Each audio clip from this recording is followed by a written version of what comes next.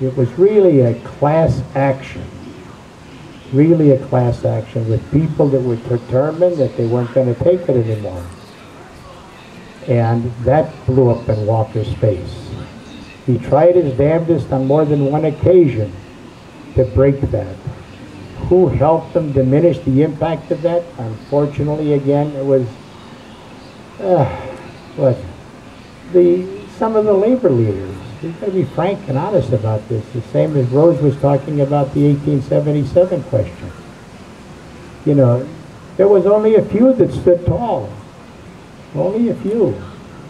The others were caving in even before they put that crap into play. Hopefully we put some, steel pipe up their rear end and give them a little backbone. That's where you come in as people that, not be looking from a far distance, but get your ass in gear and get up there. I started off by saying the most important thing probably in our lifetimes, at least in mine I know, is this Wisconsin situation, because how it affects us as well. Every person that's got a time card in their hand or signs a book or whatever it is going to be affected by this. If they win this question, they'll be all hell to play. If they win this question. So it was decided by the labor movement that they were not going to take it laying down.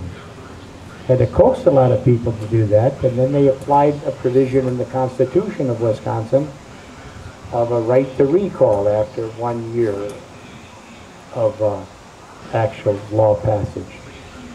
Well, that year is going to be coming up next January. He's been in, that'll give him 1 year in office, I should say. So you can go after him then. But in the interim, you can go after those senators that voted for that recall and supported them.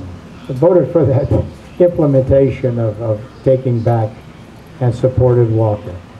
The first phase of that is over. That was last week.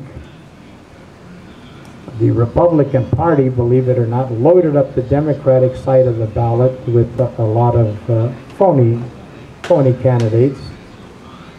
People seeing through that, and the labor movement stepped forward and beat them, where they were successful on almost all counts, by about a 60-40 margin, which was great, because I continued to say even before the election, if you win by 51 to 49, you're not going to win. Maybe you win on paper, but that's about it. That's as far as you're going to get with that thing.